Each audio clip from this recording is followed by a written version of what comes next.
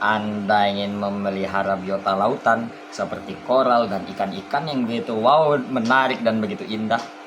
Cuman yang terlintas di pikiran kalian adalah, aduh, air laut itu sangat mahal sekali, air laut itu mahal, air laut itu Tenang saja, kita akan bahas tuntas di sini bahwa tidak semuanya itu benar dan semuanya bisa diakalin. Welcome to SS Reef. Kita sorot satu-satu. Yang pertama adalah di sini adalah kolang kaling kembang, koral-koralnya di sini, kemudian di sini ada kerang babut, kemudian ada di sini gonio merah, kemudian di situ ada apa itu namanya 24K. Ya, 24K ini dia. Kemudian di sini ada Holy Grail, kemudian ada gonio cabang yang susah, dan di situ ada acropora. Ya. Terus Monty juga di situ, kemudian ada gonio merah lagi. Dan kondisi karang di sini lumayan sehat ya. Ini sebagian ini barang-barang sebagian ini kita karantina dari teman-teman saya yang sakit, katanya mau diobatin. Cuman ini tidak tahu ini mau selamat apa tidak. Poleng grade A bosku. Ya di sini juga berbagai macam lah. Di sini ada babut lagi, kemudian di sini ada lobo hasil selaman pribadi, kemudian di sini ada blasto yang mau dikirim juga, kita mau kirim ke Tabalong, ada GSP dan lain-lain. Jadi kondisi karang di sini terus terang teman-teman, ini saya membuat tank ini sekitar 5 bulan sebelumnya dan sekarang kondisinya seperti ini. Kok bisa bersih dan bebas lumut dan tidak pernah ganti air tuh apa solusinya ya? Tentu saja dari filtrasi yang ada di SAM sini ya. Nanti saya rincikan ya, saya rincikan satu-satu. Sebenarnya simple kawan-kawan. Situ ada kapas ya, kapas sebelum saya ganti dan kotor. Kemudian ada skimmer buatan sendiri. Kemudian di sini banyak aseman atau makro alga. Di sini ada caito. Terus di situ ada angguran. Ya seperti ini lasan saya. Bagaimana perawatannya Bang? Oke, kita sepilkan. Oh ya jangan lupa lampunya juga kita sepilkan. Pada kesempatan kali ini saya ingin menjabarkan dan menjelaskan bagaimana membuat akuarium air laut itu dengan tips and trick ala saya. Apa alamu Bang? Tidak ganti air. Jarang sekali dan bisa dikatakan tidak pernah. Tetap melakukan rutinitas ganti air apabila terjadi masalah, dan itu pun dengan trik-trik tertentu akan saya jelaskan di video ini mungkin. Kemudian juga dengan lampu yang murah, alat-alat yang murah mulai dari lampu, skimmer dan lain-lain. Kemudian dari segi dosing, dosing, bagaimana sih cara membuat dosing dan maintenance hariannya? Mari kita bahas tuntas. Yang pertama, kunci bermain air laut itu adalah di air. Air yang sehat itu seperti apa Bang? Haruskah dia mature? Haruskah dia cycling sebulan? Haruskah seperti ini dan seperti itu? Apakah bisa begini Bang? Oke, mari kita tes dulu dari air, kita runtut dulu dari air. Air yang sehat pada air laut itu yang air berada pada salinitas 1024 sampai 1026. Kemudian kadar nitrat dan fosfatnya rendah, nitrat di sekitar 0,5. Kadang saya juga jarang mengukur nitrat walaupun itu di akuarium saya adalah mixed reef antara campuran LPS dan HPS walaupun lebih dominan LPS. Kemudian juga kadar KH atau alkalinity di angka 7 sampai 12, terus CA di angka 300 sampai 450, kemudian di MG dari 1250 sampai 1400. Itu menurut riset pribadi ya, dan dari beberapa literatur yang ada. Tapi sesuai pengalaman pribadi akuarium ini dengan koral yang sehat itu, dan kalian mungkin tidak menyangka bahwa KH-nya di angka 14 guys. Tapi perlahan turun kemarin sudah sempat di selama 5 bulan ini angkanya sudah mulai turun di angka 13. Padahal itu tidak pernah saya dosing. Loh kok bisa turunnya lambat banget Bang dengan koral yang sebegitu banyaknya? Oh itu ada sesuatu ya, sebentar kita bahas. Kemudian kadar CA di angka 450, kemudian di MG di angka 1400 ke atas, karena memang saya dibuat diberi tantangan lah oleh teman-teman reviewer di sini bahwa katanya gonio merah itu susah. Sebenarnya kuncinya di MD. Saya pernah melihat di beberapa channel di YouTube, dan juga menurut riset penelitian saya sebenarnya untuk gonio merah itu memang rada rentan guys ya, rada rentan. Cuman ya kita bahas itu kejauhan lah, itu memang kita bahas basic dasar-dasar dulu di sini lah.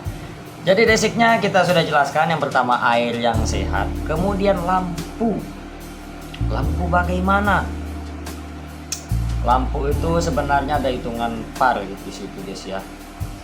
Par tergantung kita mau melihara seperti apa. Sebenarnya lampu yang baik itu adalah lampu dengan daya sebar yang baik dengan par di permukaan itu sekitar 500 dan di dasar itu 100. Sebenarnya idealnya seperti itu. Nah, untuk LPS sendiri itu dia mampu hidup di antara par 50 sampai 150. Bagaimana cara mengukur par bang? Sedangkan alat ukur par itu mahal. Wah, tenang saja, kita pakai kalibrasi lain. Kalibrasi lain itu sebenarnya saya punya aplikasi khusus. Saya tidak promosi aplikasi di sini. Itu bisa untuk ngecek kadar par. Ya lumayan lah buat perkiraan, bantu-bantu. Nanti mungkin di beberapa video juga saya akan memberikan tutorial bagaimana membuat lampu dengan spek bagus tetapi dengan budget yang seminim mungkin. Kemudian juga bang, bagaimana untuk menstabilkan kadar bakteri, elemen dan nutrien lain-lain. Sebenarnya kita juga bisa membuat racikan DIY guys ya. Racikan DIY seperti KH, AMG, kemudian Nopox, bahkan Nopox, dan juga apa namanya, nutrien makanan coral food atau asam amino dan lain-lain, plus dan macam-macam. Kita semua bisa buat sebenarnya guys untuk menekan biaya. Dan kembali ke tips and triknya, apa daily harian yang dilakukan hingga tank selama ini 5 bulan. Sebenarnya lebih sih ya, cuman saya ambil patokan 5 bulan saja karena sekitar 5 bulan koralnya baru diisi. Bisa hidup sehat segar seperti itu, bahkan ada beberapa koral yang sudah mulai kembali warna, tetapi tidak ganti air, bahkan mengurangi dosing sama sekali. Apa tips and triknya? Saya akan tuntun daily perawatan harian saya di sini. Yang jelas harian saya yang pertama yang saya lakukan adalah sehari-hari adalah top up air RO biasa, bahkan air keran sebenarnya guys ya. Tetapi saya buat di situ air kerannya tuh dengan air top up-nya dengan auto top up DIY juga. Sengaja di akuarium ini saya bongkar semua, saya perlihatkan semua skema kabel-kabelnya biar tahu ini buatan semua. Kemudian juga di sini selain itu saya menumpahkan Nopox racikan saya sendiri untuk tank 120 x 50 dengan saya melebari 90 40 40 dengan takaran 5 mili untuk Nopox buatan saya sendiri. Dan kemudian per 3 hari sekali saya memberikan coral food buatan saya sendiri juga sebanyak 5 mili juga. Kemudian rincian-rinciannya apa saja bang untuk media filter yang abang gunakan? Media filter yang saya gunakan cukup simple, tadi seperti video sebelumnya saya jelaskan, dan itu sebenarnya kebanyakan bata merah dan bata ringan. Semua jenis bata ada di situ. Tetapi sebenarnya tidak rekomend ya guys ya. Tapi saya lebih merekomendasikan kalau memang kalian tidak punya budget, lebih baik kalian menggunakan batu bata merah daripada kalian menggunakan karang jahe, karena karang jahe itu berpotensi merusak. Tetapi ini untuk riset pribadi ya. Karena saya punya tank, punya temen umurnya sudah sekitar 1,5 tahun dengan metode yang saya pakai, koralnya luar biasa sekali sih. Dan itu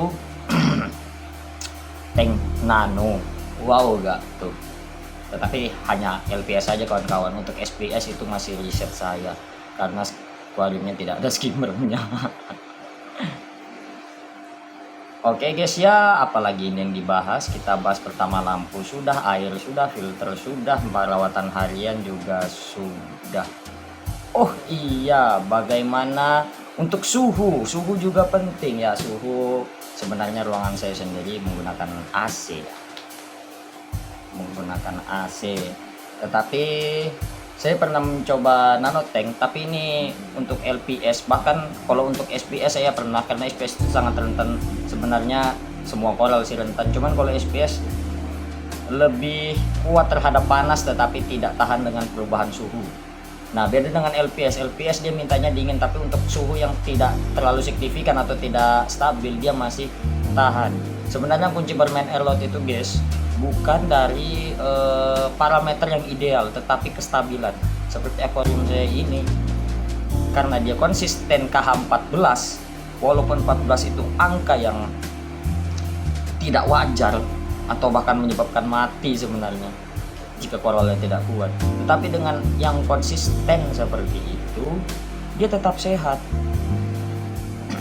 Kemudian suhu ruangan di sini ya, saya sebenarnya jarang menghidupkan AC, bahkan cuman malam saja, cuman modal kipas. Selama suhu itu di bawah 30 derajat Celcius dengan swingnya tidak terlalu parah, mungkin dia turun ke 28 atau 27 saja, itu masih literasi aman, bisa dikatakan aman. Yang penting itu adalah kestabilan dan tentunya kesabaran guys.